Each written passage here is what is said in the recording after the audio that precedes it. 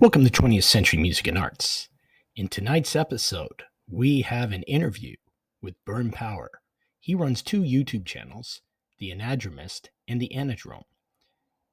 In this episode, we're going to be having a discussion about his involvement with the music scene and the art scene in New York City in the early to mid 80s.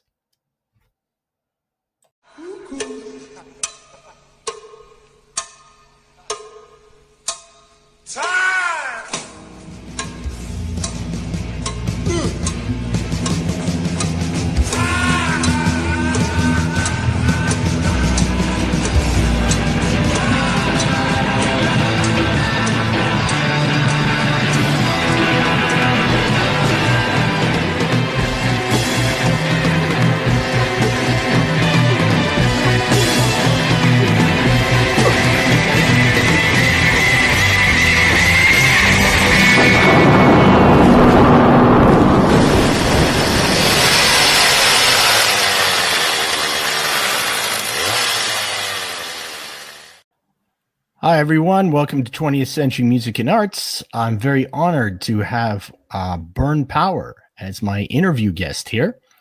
Byrne has two channels that you should check out. One is called the Anadromist and one is called the Anadrome. If you'd like to just briefly explain those two channels for the audience, please.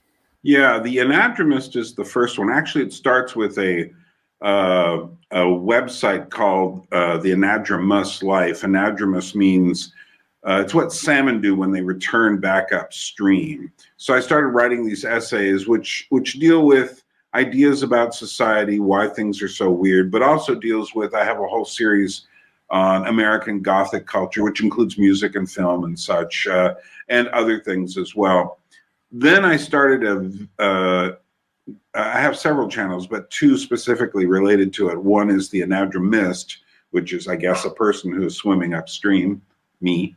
And that deals more with ideas. But I have been dealing with, and I think you found me first there, I have been dealing with cultural ideas there. But at a certain point recently, it occurred to me I need a channel just for music, movies, and some other kinds of things. I think actually the fact that you started your channel made me think, maybe I should have a channel that's more focused. And so far it's turned out to be a good thing to do. So yeah, the Anadrome is the place where you turn around. So it's the Anadromist and the Anadrome. So the Anadrome is where a version of this will eventually show up after it's run its course on your channel, will eventually show up and be seen for my folks. Okay, that's awesome. And today we're going to talk about your experiences living in New York City. We're going to talk about your earlier experiences, maybe between the years of 1980 and 1988, and your involvement and connections with music and other art scenes that were happening in New York City at that time. So I guess my first question is, I know you're not originally from New York City. How did you end up in New York City in 1980? Well, I grew up primarily in the San Francisco Bay Area, and I'm just old enough to have, as a young teen, have seen what happened with the changes in the countercultural world there.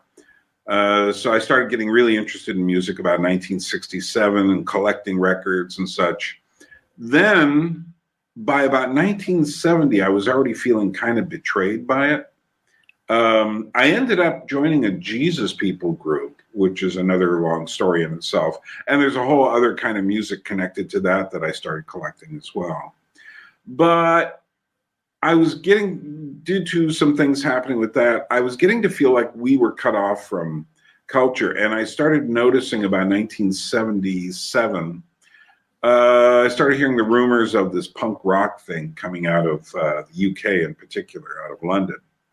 And I remember exactly where I was. It was a nighttime show because they would never show this on the 6 o'clock news. It was the 11 o'clock news. And they had someone saying, the Queen's Jubilee is coming up, but there's this thing happening right now called punk rock and a group called the Sex Pistols. And they showed a bit of them, and I thought, that's different. And so I started getting interested in music again. And I eventually ended up at this kind of intellectual study center in Switzerland called L'Abri. And when I was there, I had already started kind of making inroads to studying this stuff, along with films and other things, catching up on a lot of stuff. And by the time I was done there, it was about a year in Switzerland and across Lake Geneva in France. While I was there, I decided I should go to where the heart of it is, and that would be New York City. And I just felt like, I remember people wanting to get back to the land and the whole hippie ideal, and that just seemed totally dead to me now. And it seemed like I have to understand what's changing here and why. And I had my ideas about what was changing. But I felt like, okay, well, let's not go and write some sort of book that's just about the problem of rock music in society. Why has it become so despairing? I said, no, I had some friends in Switzerland who had been researching things for a long, long time. And I said, that's what I'm doing. I'm going to try to go to New York City, live there, and see what I see, and try to answer certain questions I had about why rock music was changing so much. So I did actually stop there in 1979, and that was quite interesting. I remember, I think that's when I first heard Rapper's Delight by the Sugar Hill Gang. I believe it was like fall of 79. And I kept hearing the song over and over everywhere. And I said, what is this? This. Well, and I immediately wrote it down and went and found a copy as soon as I got back to California. But I went back to California, try to figure out what my next step was, and I ended up working in Glacier National Park in Montana. And from there, I had some people who said, oh, I have friends who live in New York City, but I already bought just a ticket to go to New York City on the train. So in October, I arrived in New York City on October 8th, 1980, and that is where it was John Lennon's birthday. Yoko Ono had like a skywriting up there that said, happy birthday, John, love Sean and Yoko. And I thought like, okay, they're welcoming me to New York and to start doing research on this music stuff. Where did you, which neighborhood did you live in New York, and how did you get settled and find employment? Well, as I've often discovered when I've made, I went to New York, then I went to live in Alaska 16 years later, and then I moved to Tbilisi, Georgia, 22 years after that. One thing I've discovered when I make those leaps, the first moment you arrive somewhere is never what you think it's going to be. And one of the things I discovered immediately was how expensive things really had gotten in New York. Now, this is funny because this is 1980. But people were all telling me, if you'd been here 2 years ago or a year ago, it would have been so much cheaper. And it would have been, because New York City in the 1970s was really dirt cheap. So if you'd bought a loft in Soho or something, but I didn't have any money then. So I ended up, I met these people who were part of something called the New York Arts Group, which isn't particularly germane to this, although they did allow me to give some lectures on music and such. But I stayed at someone's house. I remember an artist's house in Brooklyn for a few weeks. I stayed with someone else, a couple of guys. One guy was a dancer, and found out later that some of these people were people who had names. They weren't just some guy who wanted to be an artist or some guy who wanted to be a dancer or something. But I didn't know that at the time. I was just part of this other group, and they were treating me well, like I knew something. And so I ended up in the West Village for a year? But the guy I was with, who was like an architectural design student, he wanted to move up in the world, and I could not afford to pay for the place by myself when he left. So then I ended up in Greenpoint, Brooklyn, where I spent basically from the end of 81 all the way through to 88 there. Okay. How did you connect with the music at that time that was happening? Well, first of all, what was happening around the end of 1980 within New York? Well, I would discover that. One of the first things I decided to do is to get a music related job. And one of the things I've always done in my seeking for jobs, I'm a very low rent person. I don't have a lot of college education. But I said, okay, well, I'll bet I know enough about music to go to a record store here and get a job. So I went to this place, J&R Music World, which was massive, took up the better part of a block. Although if you entered it, it was a small hole, and then things would expand from there. And I remember walking into the classical music section, and there was a manager talking to the guy who was running the classical section. And I just happened to stop the guy and say, do you have the opera Wuthering Heights by Bernard Herrmann? Now, just to let you know, Bernard Herrmann is this great movie composer, Taxi Driver, Hitchcock Works, Orson Welles and such. What I had just said was the most obscure thing anybody could ask for. And of course, he said, no. And then I said, oh, by the way, I saw a sign on the way in. It looks like you're looking for somebody. And the manager guy turned to me. He said, are you an expert in opera? And I said, oh, no, I do know a lot about music, though. So they put me in charge of this massive record store. And I was responsible for stocking, buying, researching everything that wasn't rock, disco, jazz, or classical, basically. And so as a result of that, that instantly plugged me into all sorts of places. And I started, so what was going on there? Well, of course, I knew about New York punk rock before I got there. I would say I was probably a little better educated than the average person coming to New York at that time. And I would say this, see, it's not like today at all, because you didn't have the internet at all. So how do you know about this stuff? Very few people, people weren't coming to New York and like, oh yeah, the New York punk scene. Because that kind of information, you really had to do what I was doing, read rock magazines, listen to music, buy rock encyclopedias, and all of that sort of stuff. So I was reading Trouser Press and some other kinds of things, which let me know all sorts of stuff. When I got there, one of the things I found out very quickly was all that stuff from the 70s, the CBGB stuff, Richard Hell and the Voidoids, Patti Smith, Talking Heads, Blondie, Ramones, all of that. Those people had all made it, essentially, one way or another. And they were out touring, and they were not in New York that much. So it's not like you arrived and those things were all happening. That was already ancient history by 1980. Not only that, pretty much the no wave scene was ancient history by then too, because that was just basically 1989, maybe early 1980. But none of that stuff really sold. A lot of it was on Z Records, ZE. And so you had that stuff. However, there were, in a sense, and also disco music had, a lot of people think of disco in the late 70s. Well, that is the time to think about it, because by the 80s, it had started already tapering off into something else that had no name yet and didn't sound like latter-day techno music.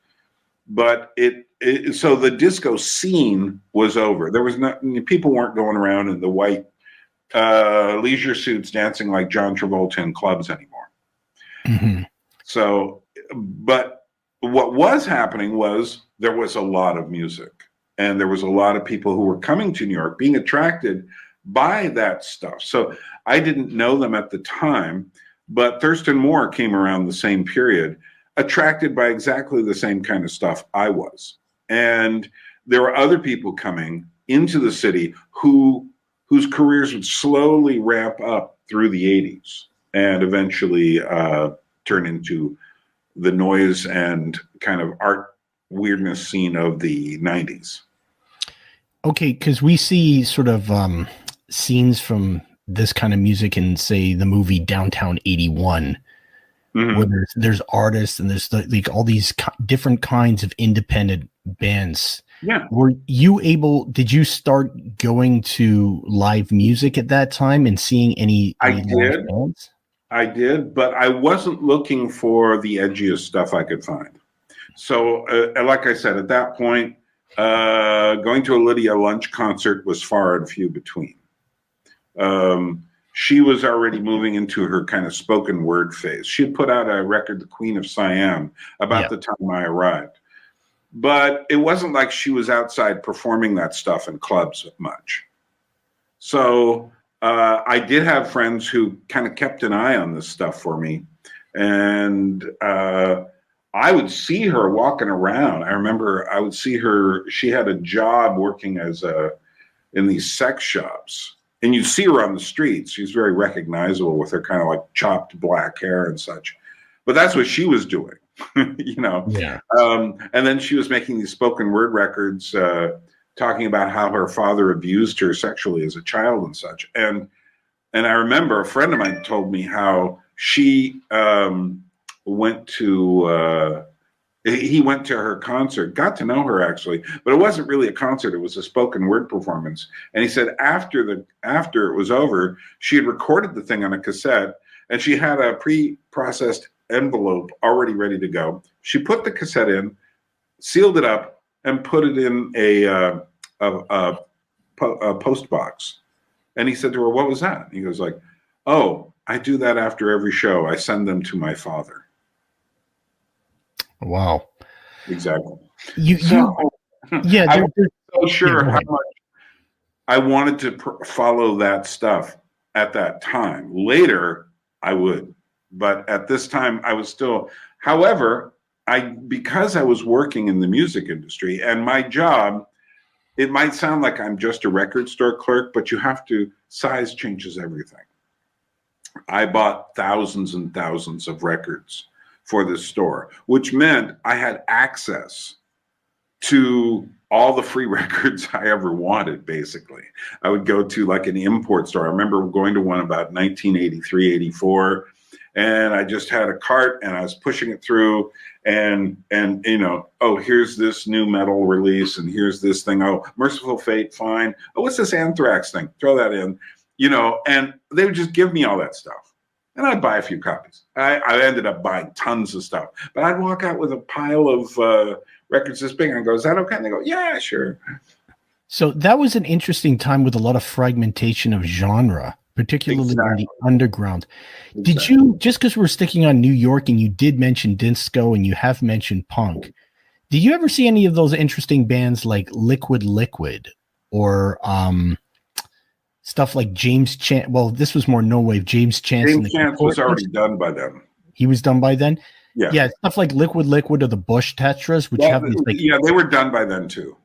Kind of funky nobody was going to see it. I remember the record store. Was it something 80 Records? I remember them, but it was over. What you have to remember is how fast things were moving in the punk and alternative world then.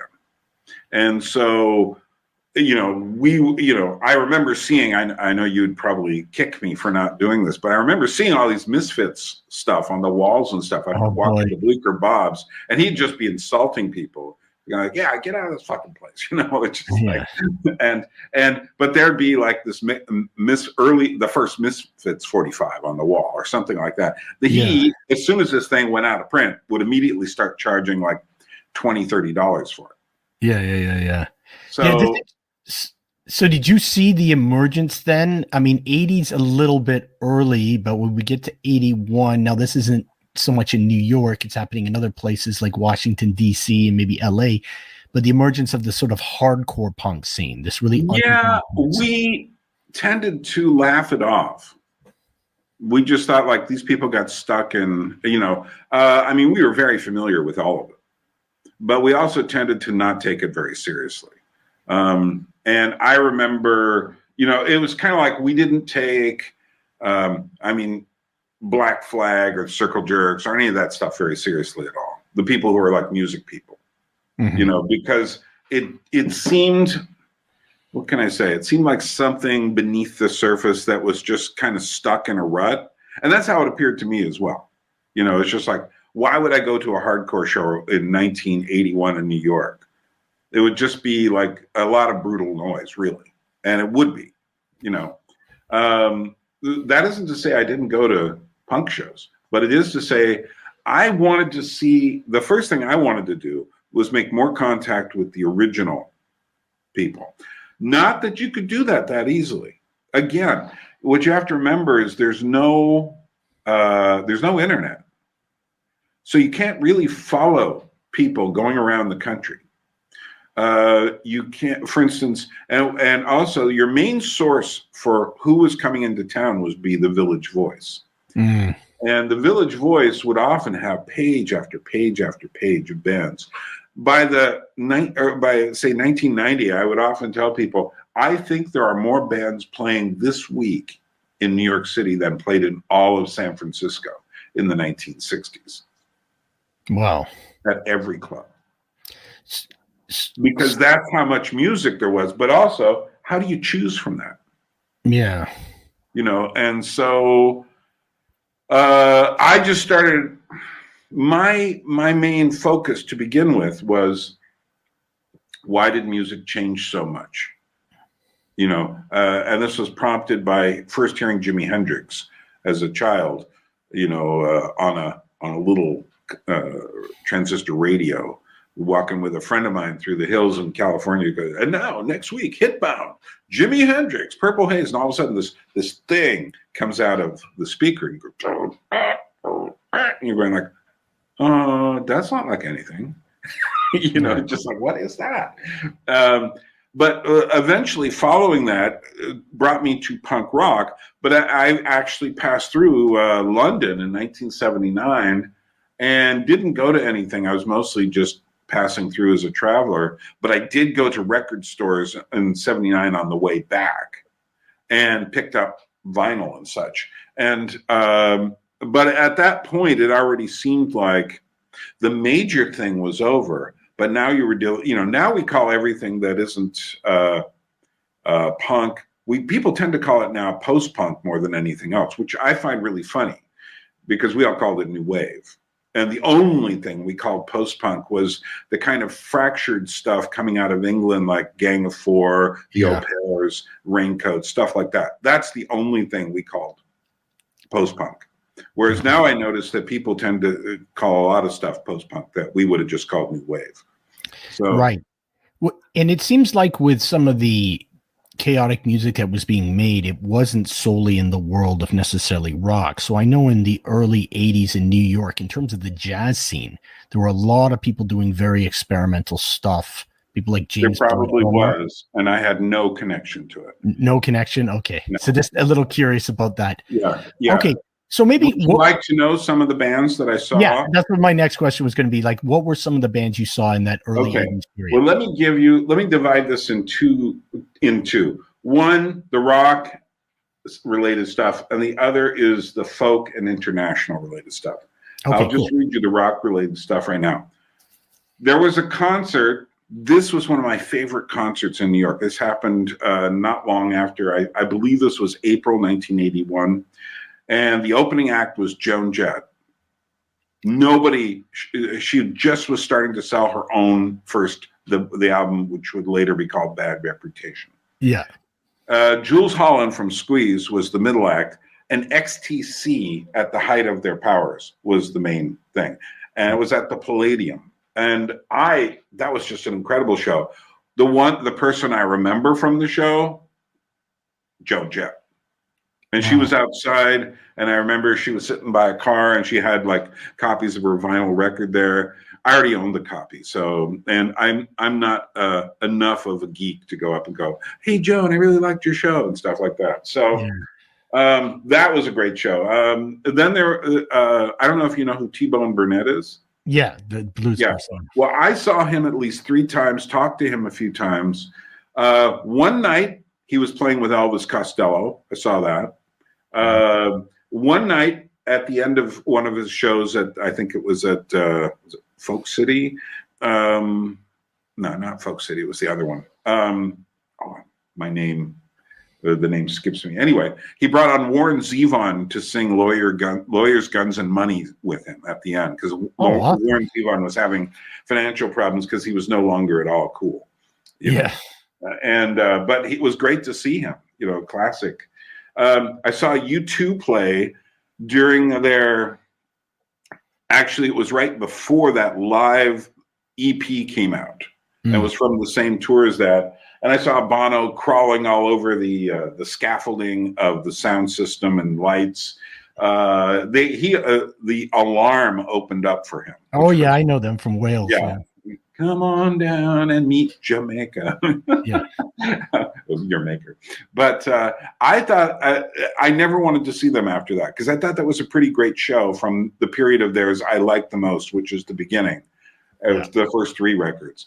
And one of the things that I've stuck true to is if I see a really interesting artist in a pretty small venue, this was probably not more than 1,500 people, which was not a small venue, but it wasn't a big venue either. I would never go see them in 5,000, 10,000 people. That would just be, forget it. I've already seen them. It's like I don't want to see them as little insects jumping up and down.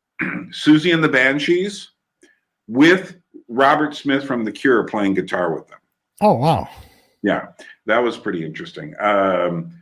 Here's one of my favorite. Well, okay, there was Little Steven and the Disciples of Soul. Little Steven being the guitar player with Bruce Springsteen, but he had his own. He put out a couple of very interesting albums around that time, and then kind of faded from the scene. He was the one responsible for putting together the Sun City single. Right. I Don't Want to Live in Sun City, and I actually bumped into him at the showing of the film La Bamba. He was me and about 20 other people, and he were watching the film. And afterwards, I said, "You're Little Steven, aren't you?" And he goes, "Yeah."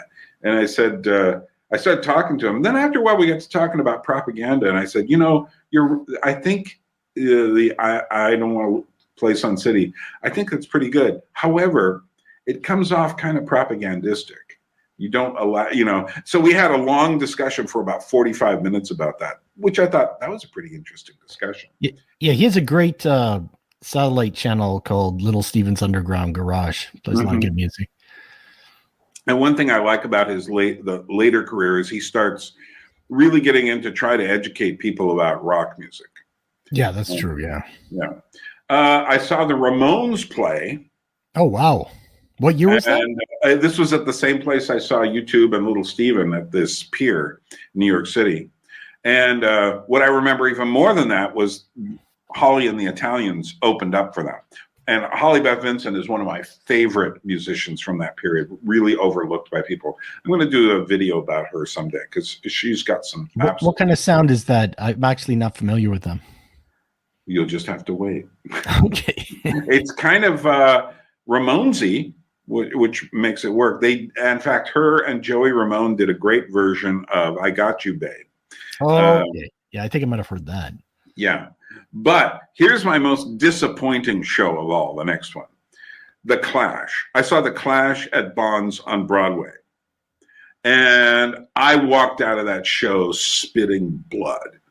I just was so angry with them. I said, these people are just complete sellouts. And I've never changed my opinion. Everything I saw after them just said, this came out right. For the Combat Rock tour or for the this was Sandinista.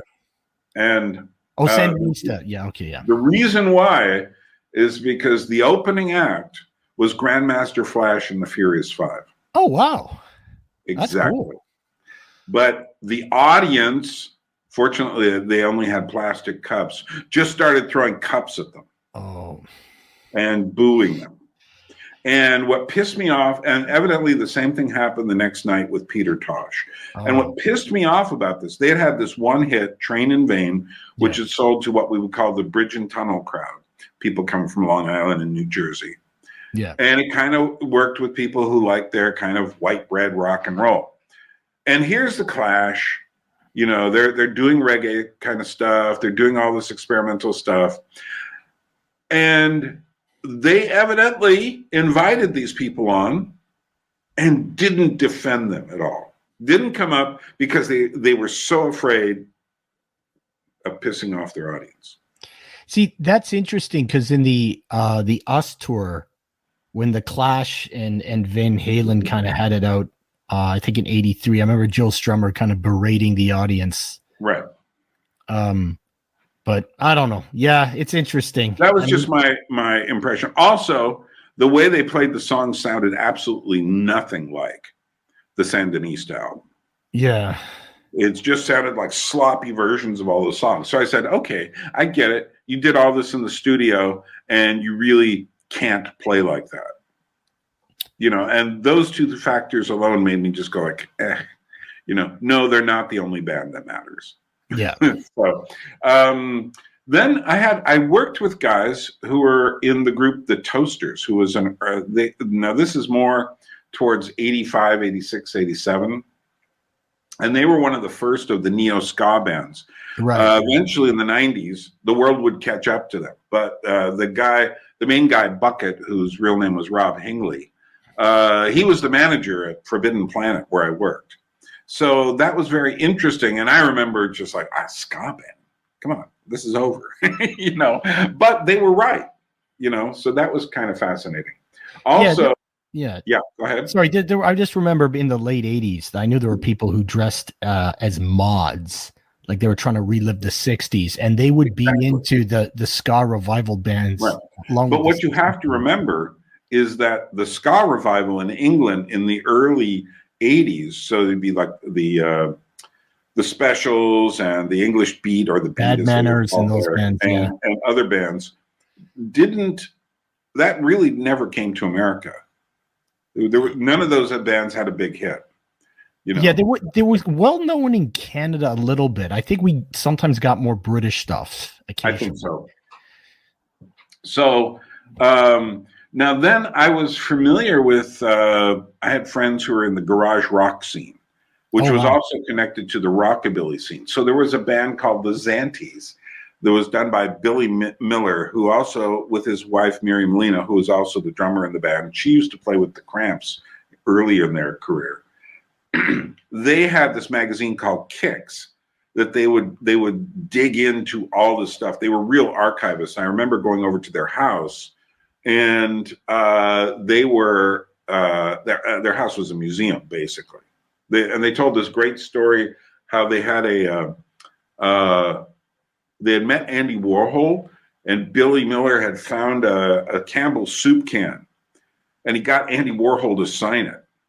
So because they didn't drain this Campbell's soup out of it, they just left it in there. They said, maybe we should leave this in the refrigerator. So they left it in the refrigerator. Later, they had unearthed this rather wild rockabilly star, Hazel Adkins, who had a hit. But they brought him they let him sleep on their couch or something. They had to go do something. They came back, and then they said, where did that Campbell's soup can go? And he goes, I got hungry. And I threw it out. Oh, boy. So anyway, the Zanties were like a neo-rockabilly band, but then their next incarnation, the A-Bones, had a much more garagey, grungier sound with the rockabilly elements as well. They were more like a bar band or something. But they were actually quite fascinating. There were other bands that around the same time that were just starting up kind of this garage revival. Barron's Whitfield out of Boston was amazing. And he would do something like a cross between Little Richard style shouting. He was this kind of squat black guy. I actually later brought him up to Alaska like 20 years later. It was great. And but it was a cross between that and garage rock. And I remember seeing him at where was that, the Waverly or someplace, and absolutely amazing show. And absolutely, the only ones of us who were at this show were like garage people. Mm-hmm. Then I did see the Cramps. I didn't see a full show, but I was hanging out when they were practicing. Wow, that's cool. And so that was an interesting time. Blues, Robert Cray and Sun Seals I saw play together. Yeah. There was a New Orleans pianist named Marcia Ball who I saw. She was opening up for T-Bone Burnett at one point. Saw the Blasters play. Oh, wow. That's Rockabilly Revival there. Yeah. And that's really good stuff. Then there was some really like experimental stuff. Like I did see Laurie Anderson doing one of her kind of, hello, Yeah. I'm Laurie Anderson. Yeah. and her show, my feeling was, I mean, I was familiar with her music and everything, and I think I saw her at the Beacon, which is also where I saw Susie and the Banshees. But it was such a technologically professional show that I thought, like, okay, great, I've seen Laurie Anderson. The one person who really scared me, and I did not see her at the height of the period where it would have scared me, and that is Diamanda Gallas. Oh, yes. Oh, yes. And I actually found her first record, which was really kind of like a long EP with one song on each side. And I remember finding a copy of that.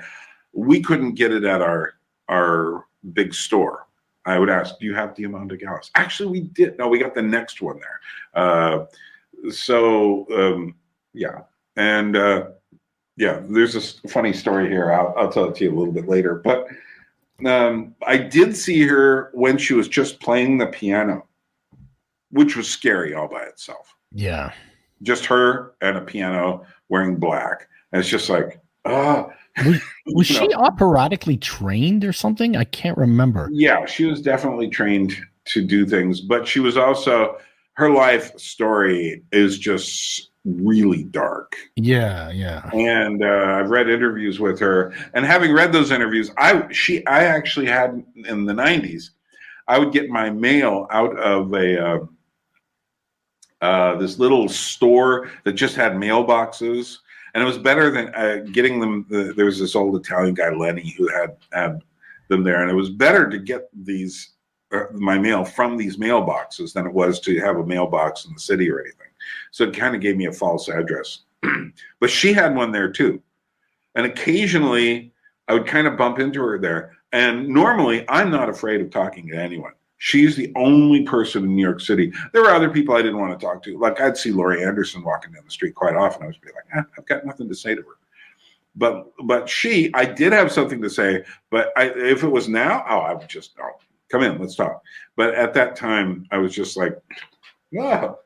Yeah. And here's someone famous that I saw performing, but not singing. Okay, who is it? David Bowie playing the Elephant Man. Oh, wow. Yeah. Now, this performance did not require him to put on prosthetics. It was basically him in a diaper for 2 hours. But okay, he was in like almost every scene and such. And that was pretty good. And I was pretty close to the front. So I said, yes, David Bowie. But yeah. So those are the people related to like the rock side of the fence. Yeah. And I'll mention the other side of the fence, the more folk, country, international stuff. So okay. So how were you getting exposed? Because I guess you were ordering music that was outside of the rock genre. So that's how you're getting exposed to those. Well, yes, I was in charge of all of this music. I was in charge of country music and bluegrass, and I was in charge of international music. And so I knew music about, after a while, I have this, one of the things about my collection is I have music from everywhere. And this was in the 1980s. It was not yet cool at all. For a while it was cool, and then now it ceased being cool again, which is fine. But at that point, the music wasn't super produced yet either, which is actually great. Because once they started calling it world music, that also goes with a change in how it was produced. Yeah. And so, yeah, and I got to know people, you know, I knew the guys who brought in the Greek records. I knew and he was connected with the guys who brought in the Arabic records.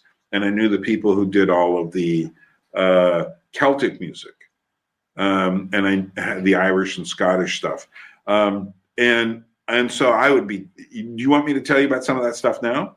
Sure. I mean, I guess there was probably an interesting clientele then that was Sure. coming into the store to get. Yeah. Because little we were specific- down near Wall Street. If I was there on September 11th, not only would I have watched the entire World Trade Center happening like practically above me, but I would have had to run away before the smoke got completely engulfed the building. Yeah. So that's how close it was to the World Trade Center. But no, what it was that we had people of all sorts. So one of the things was, now I mentioned that there weren't a lot of people coming, a lot of those performers and stuff that you'd heard about from the punk years and stuff weren't really doing that much in the city anymore, except, the Ramones came out. I was like, ooh, let me go over there and watch them. But I had people coming in there because of the size of the store. I remember one time I looked over and I saw this guy a bit shorter than me, kind of balding, looking at my Arabic music. And I said, if this guy talks with a British accent and asks for something super obscure, it's Brian Eno. Oh, wow. And I walked up to him, and sure enough, says, do you have any of the records of the Egyptian organist, Omar al-Shari'i? And I said, no, but I'll get them in. And I did. And they were cool. But I got to talking with him. He came in about 3 times during that period, 3 or 4 times before he was, I won't go into why he stopped coming. I think I mentioned that somewhere else. But that was really interesting because I actually got to know him. That's cool. And then another person I became good enough friends to see him around, say, how's it going? And we called him Bob, but is Robert Quine, who was the guitar player for Richard Hell and the Voidoids. Yeah, And at that time was saying, hey, Lou has invited me to go play with him, and I'll be doing this new album of his, The Blue Mask. And, that album's awesome. We're going to go play in Italy and, this kind of stuff. And I would ask him, hey, Bob, do you want to get together sometime? He goes like, yeah, I'm really not social. I'm antisocial. He had a girlfriend. I don't know what happened with that, but around 1999 or so, he killed himself. Yeah, that's really sad. So, but he was an interesting guy, and I certainly had, he would come in semi-regularly. I mean, I saw him at least 10, 15 times and would talk with him. And also, a little bit later, through buying and selling record collections, I met Tom Verlaine. Yeah. And he's the one who told me, his opinions about what they thought they were doing versus what it was interpreted as during, when he was doing television and stuff. He was saying, like, we weren't trying to start any sort of scene or anything. Yeah. We didn't have any, they certainly didn't have an anti-hippie kind of agenda, although I think certain aspects of it would develop out of that. But he said, his whole thing was just looking for interesting music. And one of the reasons I got in touch with him later was because I was buying and selling record collections. And he would go find something that looked, some Latin record or some old record where somebody was playing the guitar, and he would learn the guitar riffs. And then he would dispose of the album once he'd mastered the riffs. So he had piles and piles of these things. But it was really interesting. And then he, because I was selling his record collection, he would come, when I worked at the small place in the early 90s, he would come in, I would see him every week for like months and months and months. So I got to know him quite well. And then I would also see, like, coming into the store, I would meet these, like old 60s style folkies. I would meet old-timey revivalists, which is kind of like people who were doing the kind of music before bluegrass. Reggae and calypso singers would come in and try to sell their albums individually. I met one guy I really liked was Ija Man. And he came in with he has one record that's on the island scene, I think later in Mango here. Great record. Has a couple of praying hands on the cover. That's one of my favorite reggae records. And he came in with his own private one, because what would happen is they would make a record or two for Chris Blackwell, and then kind of fade into obscurity. But they were still making music. So Wow. that was fascinating, meeting those people, and also through Shanachie Records and the whole distribution system around Shanachie. Shanachie was the main people for Irish music in New York City. They were actually out of New Jersey. And I would go over to their warehouse. I remember going over there a couple of times and coming out with the haul, and it's just like, yeah. They would take it as a tax write-off, and I would buy tons of their records. And but they also then started making reggae records. So they were the ones who had their Rita Marley records and Augustus Pablo reissues and things like that. So so I got to know more people in the Irish and the reggae scenes as a result. And calypso and soca singers, a very different breed of people, as well as rappers. I remember Edward Birdsong had this song called Rapper Dapper Snapper, and he had come in, but we'd meet other rappers as well. And I would go to some of the clubs. I can't remember the one that was on the West Side. It was a big club. It wasn't the Ritz. It was something else. But anyway, I remember hanging out there one night and just watching, this was 1981. So rap music was really fresh, and watching this elaborate breakdancing contest go on. And it was just really incredible. Yeah. But I'd also see rappers on the streets. And it was just a great time for all of that sort of stuff. And also just walking around. I would see people like Lydia Lunch, like I said, Richard Hell. I just never talked to him, but I'd see him. Suzanne Vega. I'd see, like I said, Diamanda Gallas. Sting. I saw him more than a couple of times. David Byrne, I got a really funny story about him, how he came in and to the store I worked in, the independent store I worked in later, and he bought something with a check, and then the check bounced. I guess he didn't get enough money from the record company. I don't know, or it was the wrong account or something. Keith Haring, I saw several times running around, and Andy Warhol himself. And so these are the kind of people who made up my living experience. So because I had this connection, I also knew people I was working with who had connections to the folk world and the folk revivals and all of that. So I would go see, some of these names may mean nothing to you, but the Roaches, who were three sisters who did some very interesting harmonies and such. They were out of, I believe, New Jersey.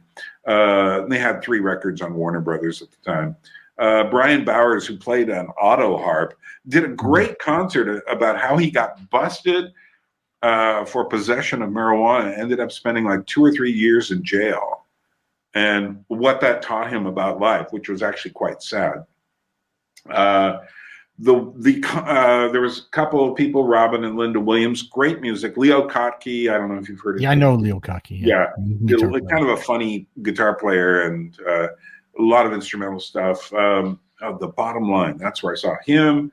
And Emmylou Harris coming up here, Richard and Linda Thompson. Richard Thompson. Oh, Richard Thompson. Yeah, we'll get to him in a second. So then I did see Emmylou Harris, which was great. Doug Kershaw did the Ragin' Cajun. That's cool.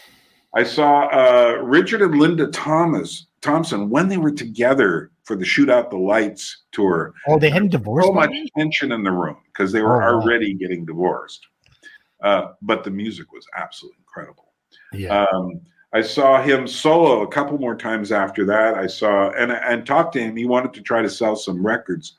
So I was going to try to buy, I couldn't do it. I couldn't get the big store to buy a box of his records for him because he couldn't take them through customs.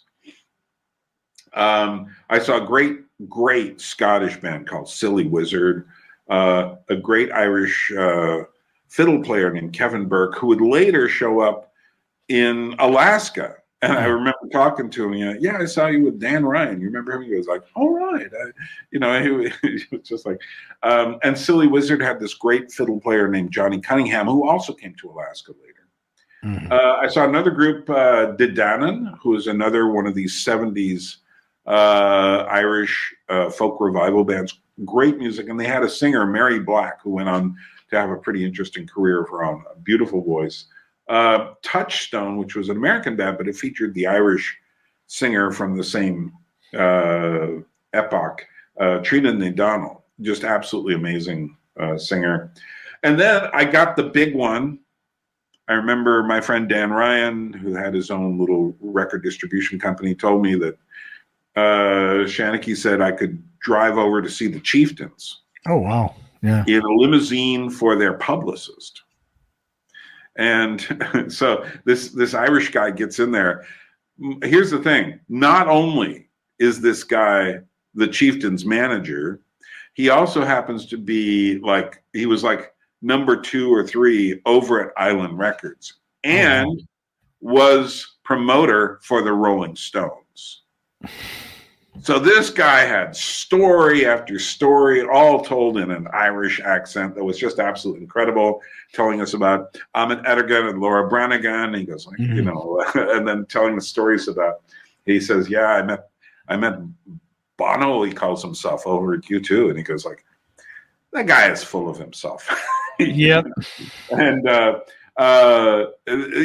it was just fascinating. And then I hung out in the green room with the Chieftains. Oh, that's cool. Some whiskey? Yeah. So, and it was fascinating. I think most of them are dead now, but it was really fascinating spending time with them. And, I felt so fortunate being in that milieu. So I was in this weird combination of worlds there. And through this milieu, I ended up getting connected to French Celtic folk rock. So particularly groups like Malicorne, Trion, all these other groups that were great.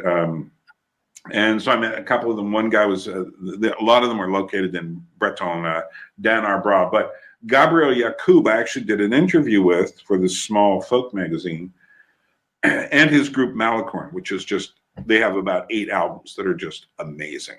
And so I got a chance to see them play as well. And then I did see Black Uhuru play with Sly and Robbie. Oh, cool.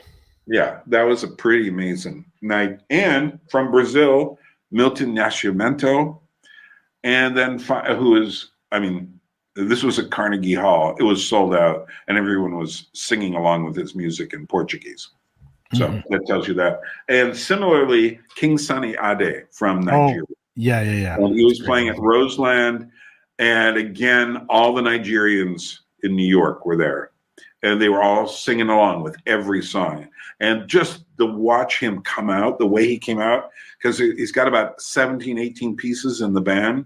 Yeah. He would just come out with one guy with just a drum and a little beating stick and go, boom, boom, boom. And then the next guy would come out and he would also have a little drum go, boom. The guy kept doing his thing and this guy goes, boom, boom, boom. And then after a while, and then by the time the slide guitar comes in at the end, it's just like, oh my goodness, this is just the most incredible stuff. And I realized, oh, you really should hear this music in Nigeria, because I am sure that the concert would be 2 or 3 times longer. Yeah. And the songs would be longer. So really fascinating. That's well. Did you, so you mentioned that you did sort of not get less connected with music in the mid 80s. What sort of happened there? Let me finish this up. Okay. Then we'll get to the that period.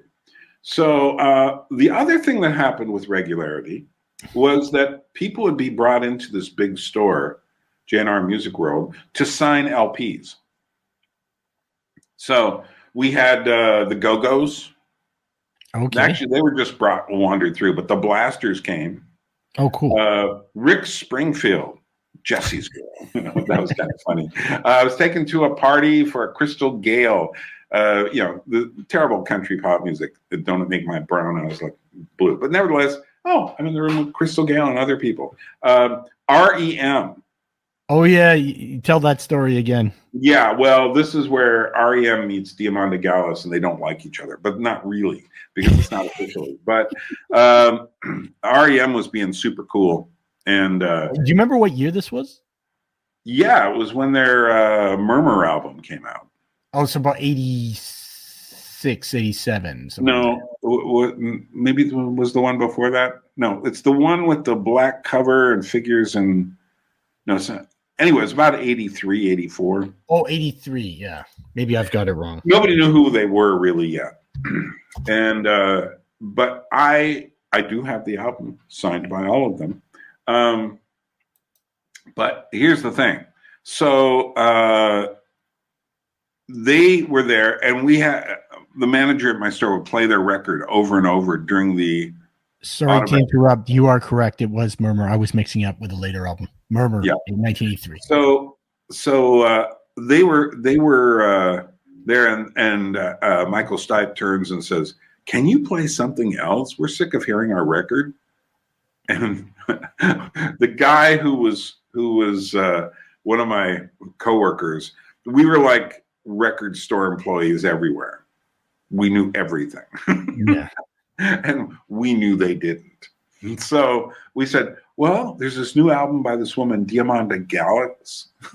Can we play that? And it was Panopticon, so we just, they said, yes, why don't you play that? So, they would get a chance to hear new music. And so we started playing it, and Diamanda was still in her going through an exorcism phase. Yeah. And it's just like, yeah. And the whole, you've got the heads of A&M Records there, which is a subsidiary of RCA. You've got the group. And after a while, they said, can you stop this? Oh, my friend was evil. But that was an interesting experience. But I was getting to the point where I was feeling like things were just kind of going on and on. And it just didn't seem that this was 1984. I quit on the last day of the year of 1984. And on January 1st, 1985, I no longer worked at the store. I didn't have another job. I don't know what I was thinking. But I'd saved up enough money to think I could do something. So what did you end up doing? Getting another job. So I did do some work for other companies. I worked for this Polish distribution company.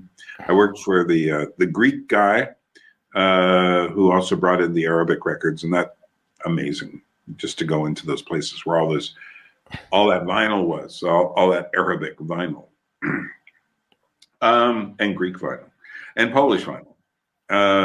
So I did that, and I worked on a novel, which I eventually finished. Had a bit of a nibble on it from a filmmaker, but that didn't work out. But for the next 3 years, I ended up working at this place called Forbidden Planet, which was the biggest, what should we say? I had already started getting into comic books. And I kind of shifted. I said, okay, music seems to be, we're in a lull period. You wouldn't have thought so, but I did. Then again, I was already at that point about getting towards mid-30s, early 30s. And so for me, it's like, okay, we're no longer in the punk era anymore. And truthfully, even though I was in charge of these big sections of metal music and hardcore punk and stuff like that, those scenes didn't really particularly call to me at that point. So maybe it was seeing too many of the guys who were buying the records. So I felt like, so what I did was my music consumption dropped, but the world of comic books seemed to be exploding. Yeah, that's right. And so I had already started going to these little comic book shops. Even the idea of a comic book shop was a pretty new idea. And you would go to these places, and I was never a Marvel person, barely a DC person. I was always interested in all this other weird independent stuff because it seemed like something was mutating out of it. Yeah.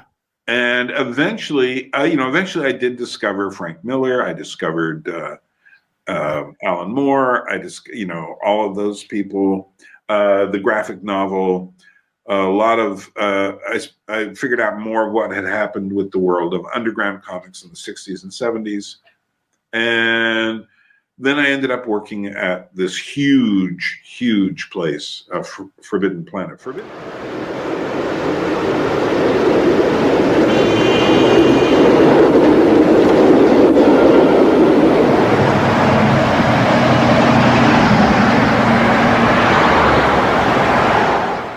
Planet is still there, I believe, but at a much reduced size from what it was.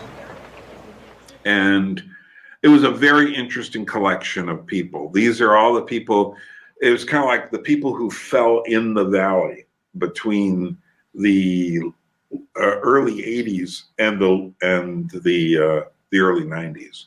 Yeah. And I was meeting all of these people. Everyone, it seemed like, had the Butthole Surfers plugged into their head. Yeah. You couldn't find someone that didn't listen to the Butthole Surfers. And they were starting to, I had a friend who had a band called Kill Me, which sounded dorky and kind of was, but at the same time, it's just like, you could tell they were grasping for new, weird ideas. Yeah. The word alternative had not been yet applied to anybody. And this was like 85, 86, 87. And so I worked about 2 years there.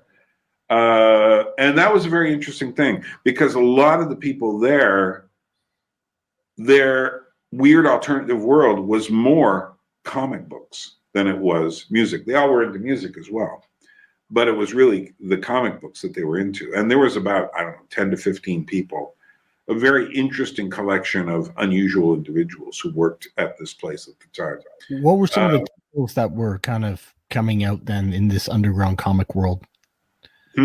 What were some of the more like some of the titles, some of the like series that were coming out at that time in terms of of course, Frank Miller's Ronin came out during that time, then The Dark Knight, and then Batman Year One or something like that.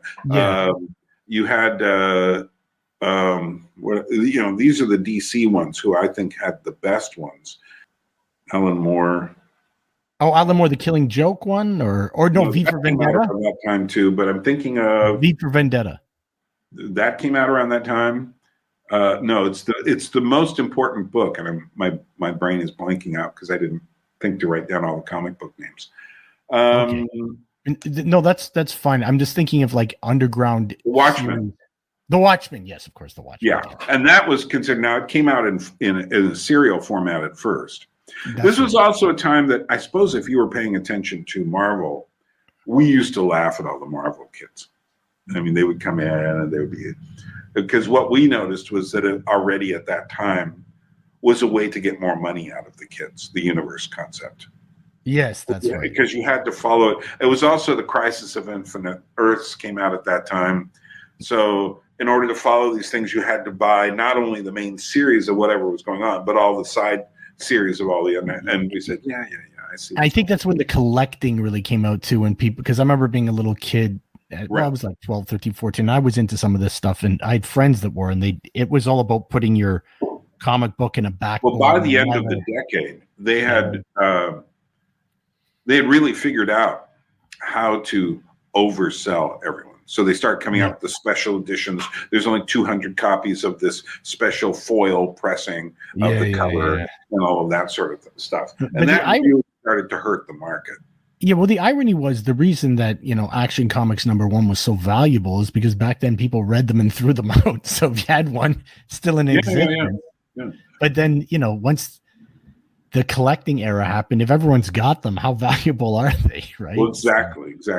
And one of the reasons why, early Batman, Superman, Spider-Man, X-Men went up so much in price, eventually, one of the big reasons was when the internet came, it opened the market internationally.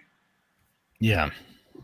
And suddenly you have people from Japan or France who can collect these too.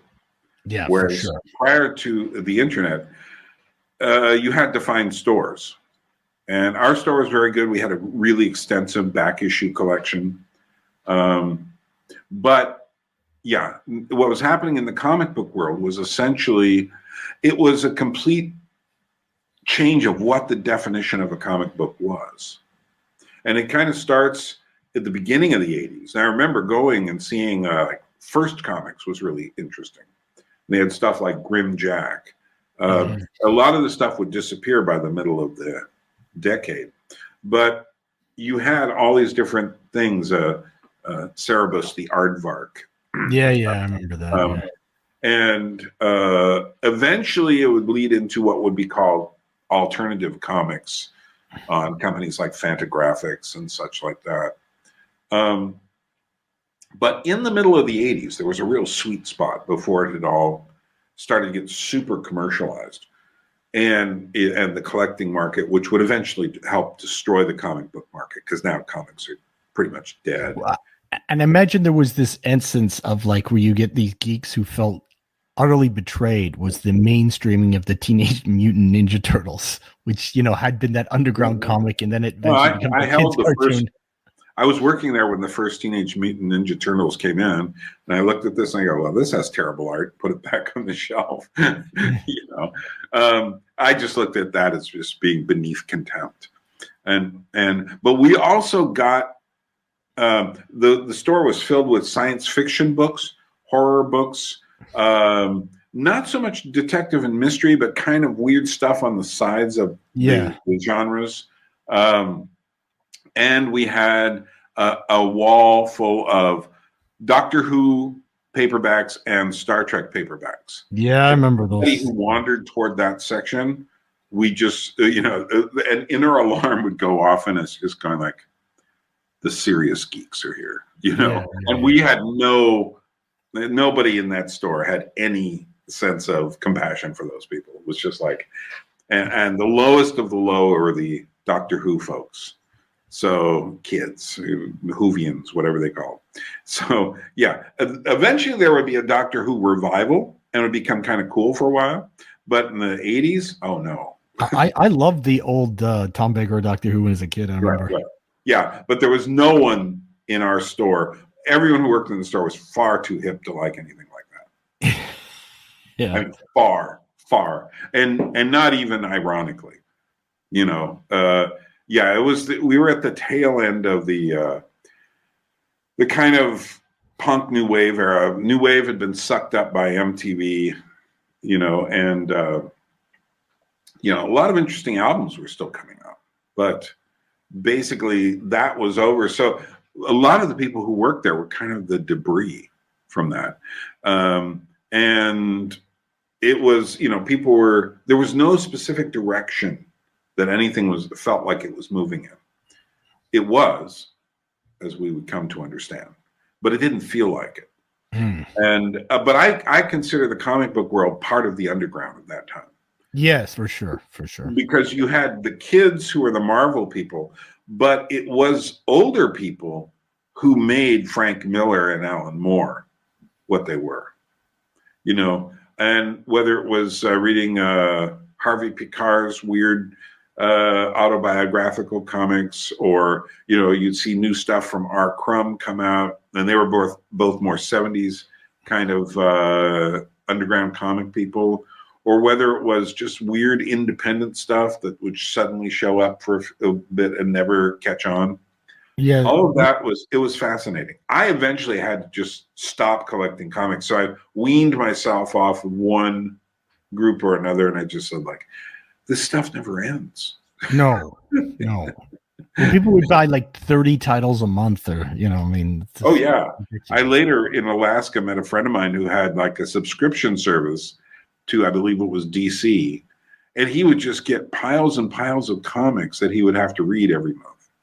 And I was just like, that's exactly why I stopped. You know, because the big companies have the way to always find something new to keep you interested in. Just like Marvel movies do now, or, you know, so. I don't know. I mean, comics for me, it should be like a springboard to actually getting into reading books. Well, for us, it was, because we were always talking about literature. we were always saying, have you read J.G. Ballard? Have you read, what's his name? Philip K. Dick. Yeah. Have you read this? Have you read that? And it was serious talk about these people. Also, there was an area I was in charge of there that was all the weird foreign comic books. So that included a lot of what's called bande dessinée in France, or fumetti, I guess, in Italy. So you had these strange characters coming from over the seas who were nothing like American comic books. That's true. There was a big underground Italian also, scene. we would get these art books of whether it was illustration or whether it was, film. We would get copies of Fangoria and all of that sort of stuff. But we would also get horror was a big deal. So I got into Lovecraft from there. But it was like this whole universe of genre. And the geeks did not rule the world yet. So a lot of the conversation was serious about this stuff. And we would make jokes about different things. But it was those Trekkies and the Whovians who would later come to typify your standard geek. And that's what most of us weren't. No. So it wasn't like comic book guy on The Simpsons. No, not at all. So, and we all knew who Matt Groening was way before anybody else did. Yeah, Life is Hell, yeah. Yeah, we had Raw comics, which are these super artsy ones, kind of a cross between New York art comics and French art comics. So that's cool. So you really had a wide range of experiences in. Well, also at that place, because we were the premier comic book fantasy genre horror sci-fi store in America. I remember the day Stephen King walked in. Oh, wow. And I said, Steve, what happened with Maximum Overdrive? Oh, yeah. It was just like, you had a chance to direct it and you did that. Evidently later, I think the answer was too much Coke. Yeah. But no, we would meet all sorts of people. I remember when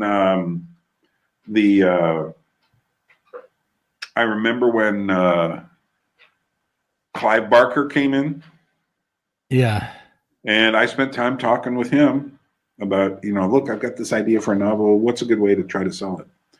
I remember Robert Englund and Jack Shoulder, who was the director of the second Nightmare on Elm Street, came in, and they were signing, and I have a poster, or did I sell it, of Robert Englund's signature on the second Nightmare from Elm Street. So we would meet all of these people. I remember Ivy Rorschach and Lux Interior came in there, and they were looking for the stuff we kept locked up. There are certain European comic books which are so over the edge that we would keep them locked up and not even let anybody look at them. But they knew exactly what they were, and they were asking for them. So did Robin Williams, who came in there. Wow.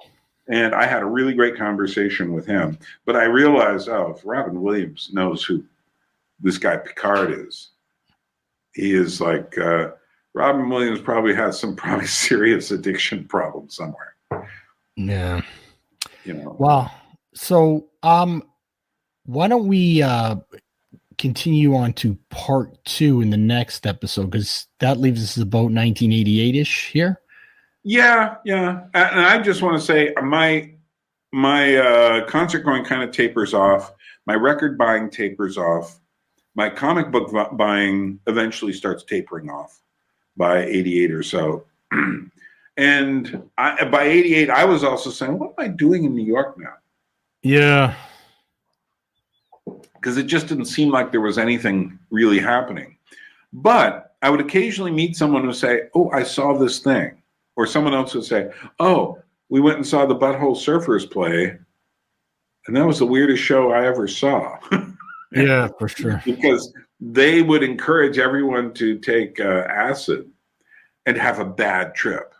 Yeah. And then they would show you like penis reconstruction surgery movies or industrial farming accidents in the background while they were playing. And I was starting to hear this, and I was starting to say, I wonder what this is about. And that is what eventually led me into the next stage.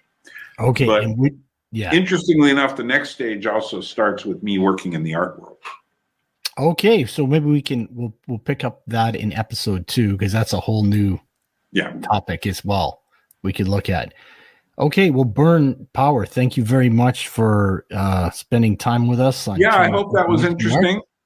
Definitely, we had a lot of stuff covered and a lot of musical worlds that I don't necessarily cover on my channel, but it's great for the audience because they're now can the channel just says 20th century music and arts. It doesn't specify. You can do whatever you want. And it doesn't say punk arts or metal arts or horror arts. It just says music and arts. Yeah, right now I'm mostly in my own comfort zone, but I want to start going outside the comfort zone. Yeah, well, as you can see, in New York City, I got fairly far outside of my comfort zone. Yeah, for sure. Which was good. And so when I dived back into rock music, one of the interesting things I've noticed is that if you let a little bit of time pass between different moments, when you go back in, you suddenly go, oh. Yeah, definitely. That does happen. Okay, so thank you for being on 20th Century Music and Arts. Please check out Byrne Power's The Anadrome. And the Anadromist. Links below, Lord willing, and the creek don't rise. Yeah, we'll have the links below. And you even have a channel, Gravity from Above, about puppetry. Yeah, well, that's more for my next phase after that, which is... Yeah, so maybe that could maybe be puppet stuff. Yeah, maybe that could be another interview too, because if you want that's something I know absolutely nothing about. So, but it is 20th century art. So let's talk about it on another episode. Okay, so thanks. Well, definitely have the links to your channels below, and we'll just say goodbye from Tbilisi, Georgia, in the Caucasus Mountains, just north of Turkey, where Byrne Power stays right now. Okay. Thanks for having me. Thank you.